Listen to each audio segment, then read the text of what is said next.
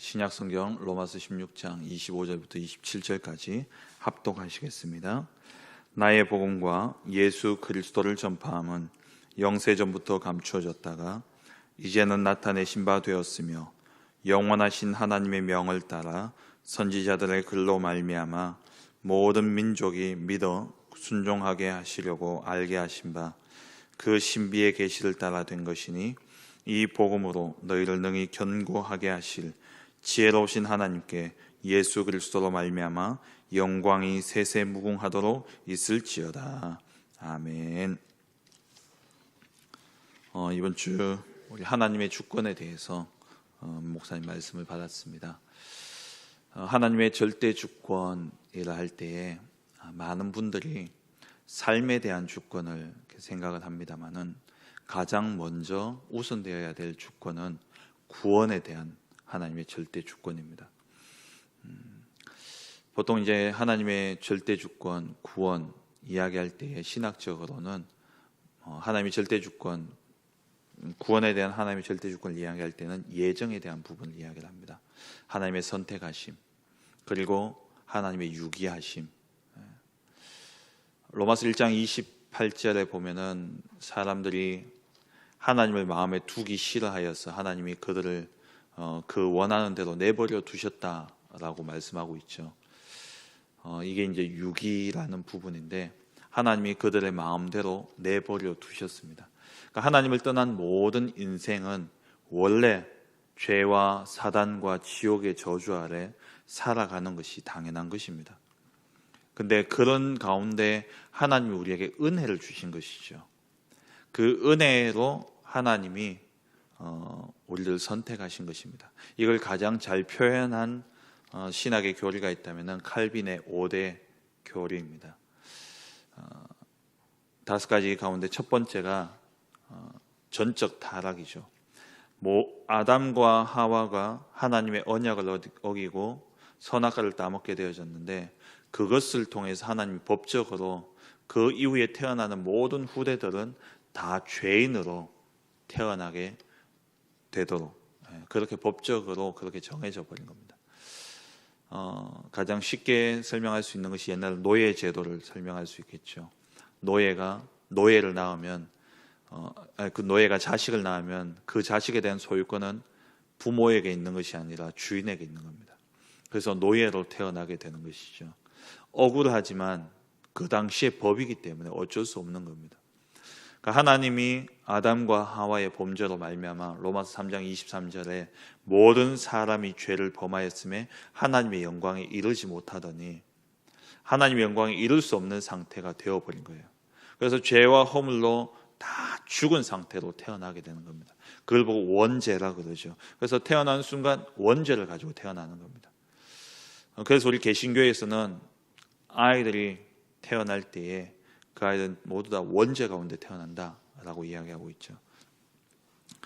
이렇게 전적으로 타락한 인생, 그것만 생각하면 하나님이 참 악한 하나님이에요.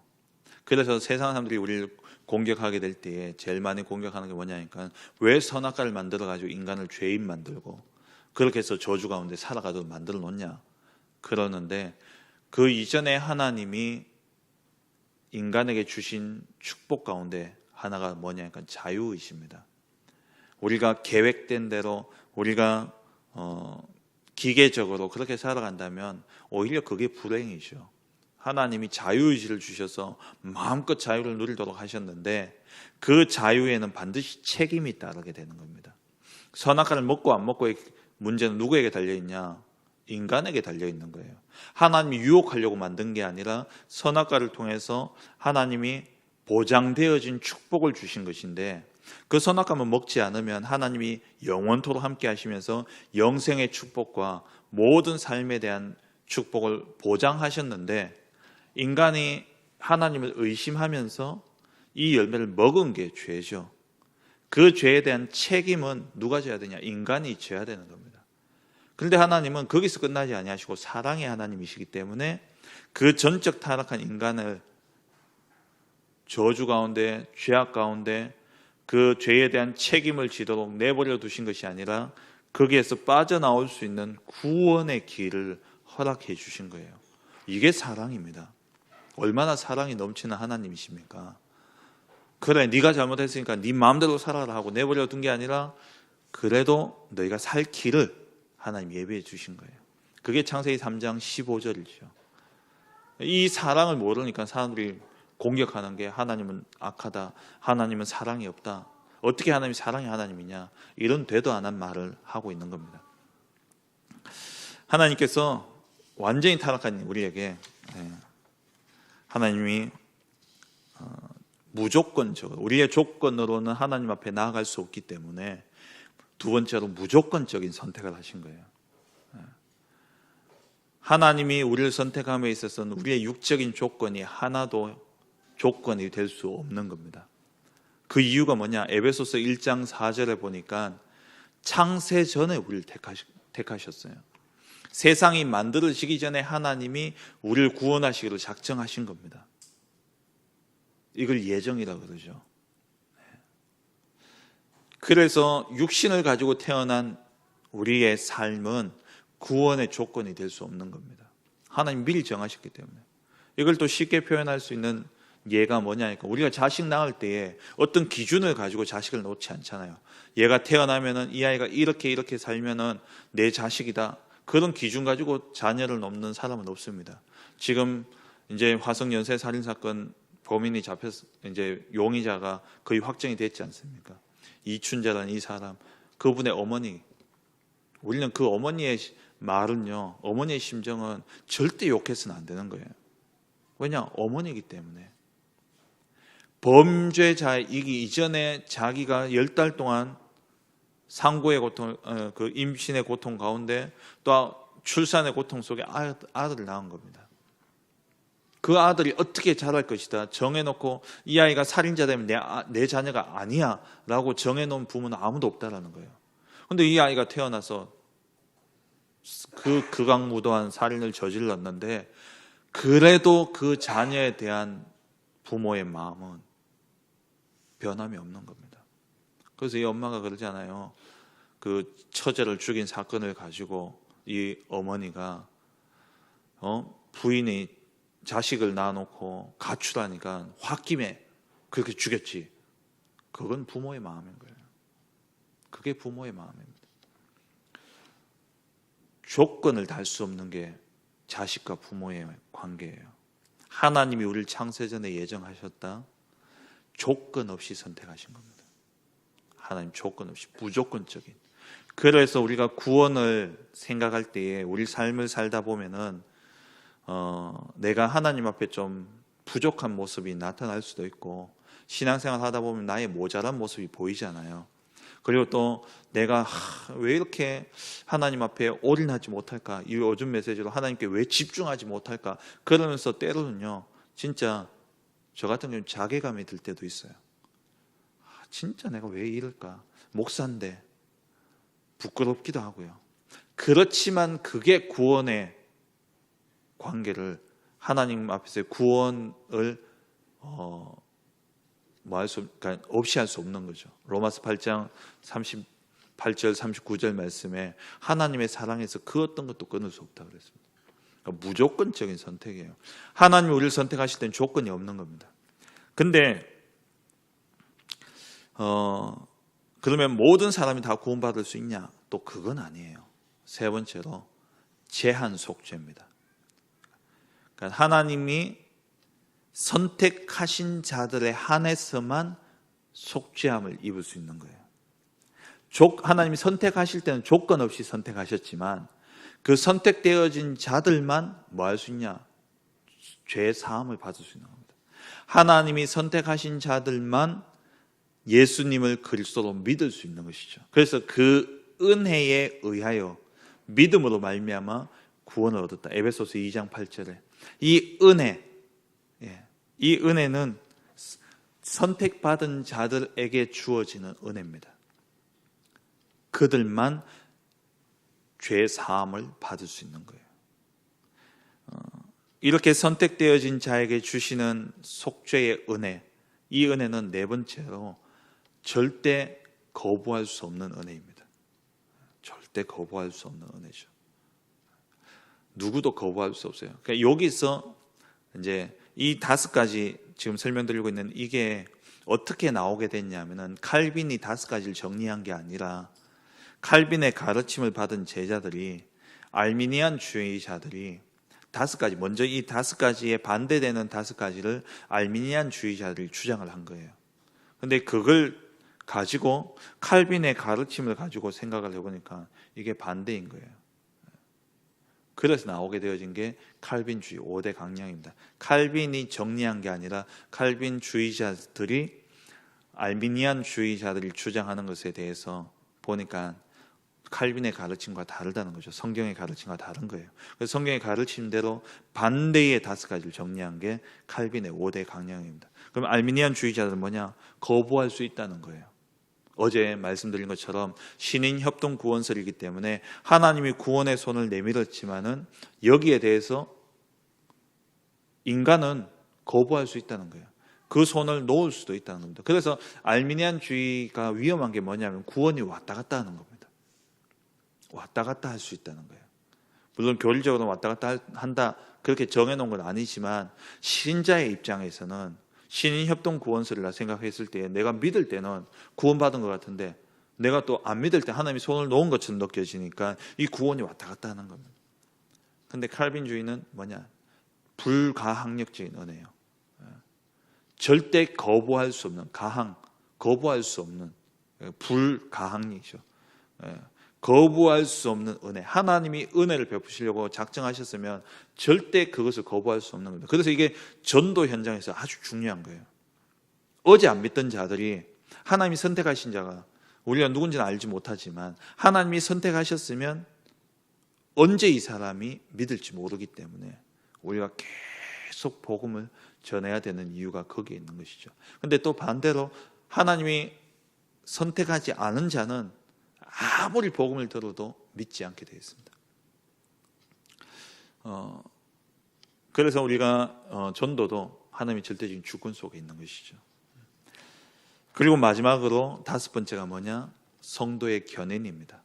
하나님이 끝까지 하나님의 백성을 놓치지 않고 끝까지 하나님 나라에 이르도록 인도하신다라는 거예요. 그래서 하나님의 사랑에서 절대 끊을 수 없다라는 겁니다. 다시 정리하면 인간은 창세기 3장 문제로 말미암아 아담의 범죄로 인해서 모든 인간은 죄 가운데 태어납니다. 전적 타락이에요. 이 말은 뭐냐니까 인간의 의지로는 하나님을 만날 수 없다라는 겁니다. 요 반대되는 게 알미니안주의하고 천주교는 어떠냐면은 요걸 신학적으로 뭐라 그러냐면 원의라 그러거든요. 인간이 가지고 있는 원래의, 그러니까 요걸 이제 조금 하나님의 형상을 이야기하는 것인데 칼빈주의는 뭐냐니까 창세기 3장 사건을 통해서 원의, 그러니까 하나님의 형상이 완전히 깨어져 버렸다. 전적 타락해 버렸다. 그래서 인간이 어떤 노력을 해도 하나님께 나아갈 수 없다라는 게 칼빈주의예요. 근데 그 알미니안주의와 그리고 천주교는 뭐냐니까 이 원의는 남아 있다는 거예요. 하나님의 형상은 남아 있기 때문에 겉으로 보기에는 하나님이 떠난 것처럼 보이지만 이 원의는 남아있기 때문에 이 원의가 하나님을 갈구하면 하나님 만날 수 있다라고 이야기하는 게 칼빈주의고 알미니안주의고 천주교입니다. 그래서 이들은 행위가 중요한 거예요. 삶이 중요한 겁니다. 그리고 두 번째는 무조건적인 선택. 하나님 우리를 선택하실 때 조건을 보시지 않고 선택하셨고 그 선택되어진 자들에 한해서 제한 속죄, 그들에 한해서 속죄가 이루어지는 거예요. 은혜입니다, 그게. 근데 이 은혜를 불가항력적인 은혜, 아무도 거부할 수 없다는 겁니다. 하나님이 주시기로 작정한 이 은혜를. 그래서 이렇게 은혜 받은 자는 끝까지 하나님이 인도하시는 겁니다. 이게 구원에 대한 하나님의 절대 주권입니다. 그래서 우리는 한번 믿으면 이 구원을 절대 끊을 수 없다고 이야기하는 거예요. 근데 요즘 칼빈주의 안에서도 이 칼빈주의를 쫓고 있는 교단이 합동과 통합, 고신 이런 교단인데 요즘 뭐 값싼 구원론 이런 이야기를 하면서요. 어떻게 구원받았다고 끝까지 구원이 보장되어지냐, 행위도 중요하다 이런 이야기들도 많이 나오고 있어요. 근데 분명한 것은 성경에 가르치면 뭐냐? 칼빈주의는 한번 구원 받으면 끝난 겁니다. 막 살라는 건 아니에요. 근데 진짜 구원의 축복을 알고 구원의 가치를 아는 사람은 그 가치를 알기 때문에 삶도 따라오게 되어 있습니다. 그래서 크게 제가 구원에 대한 절대 주권을 이야기했는데 크게 두 번째로 삶에 대한 주권, 하나님의 절대 주권도 있다는 거예요. 영적인 우리의 구원에 대한 절대 주권과 더불어서 우리의 모든 삶에 이루어지는 하나님의 절대 주권. 그게 뭐냐?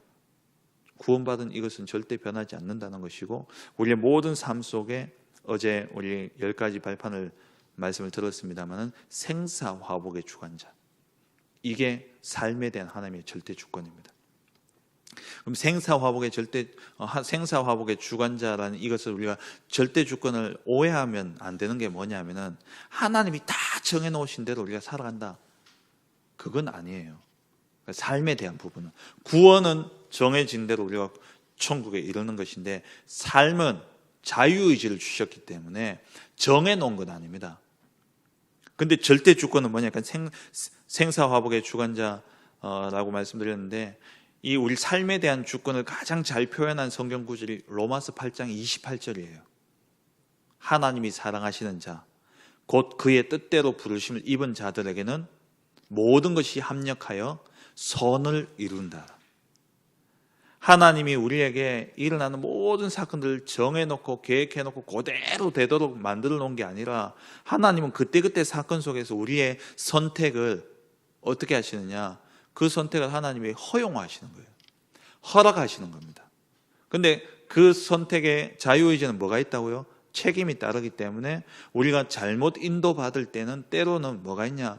고통도 있고 고난도 있는 겁니다. 왜?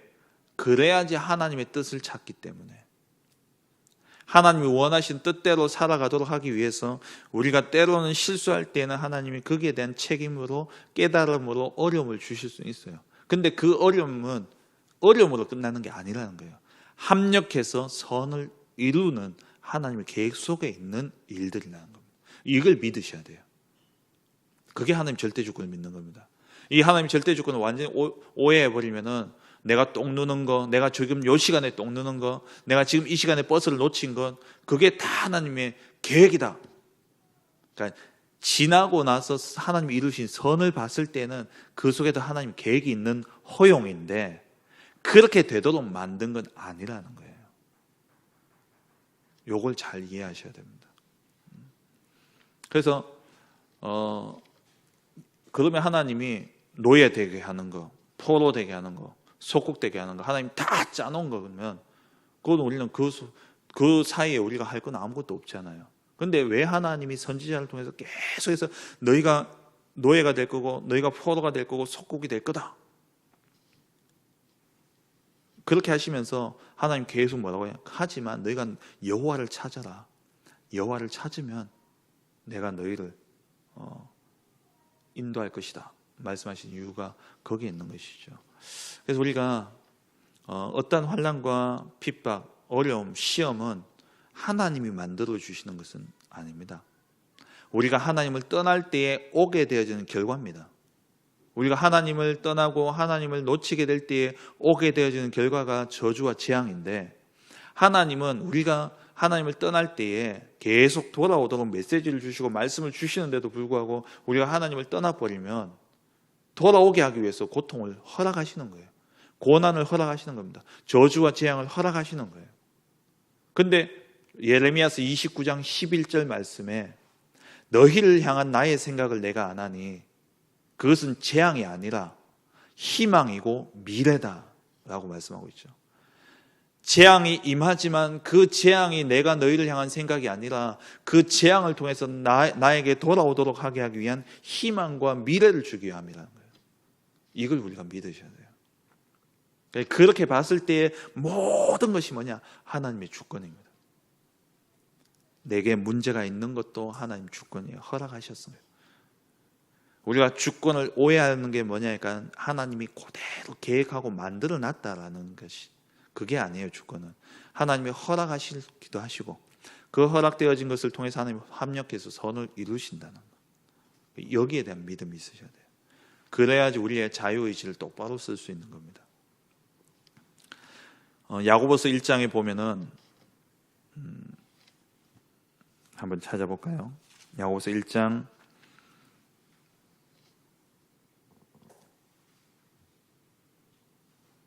13절입니다. 사람이 시험을 받을 때에 내가 하나님께 시험을 받는다 하지 말지니 하나님은 악에게 시험을 받지도 아니하시고 친히 아무도 시험하지 아니하시느니라.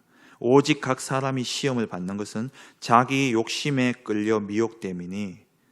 이 말이 뭡니까? 우리는요, 하나님 주권을 잘못 오해하는 게 뭐냐니까 하나님이 시험 주신다고 생각하는 거예요.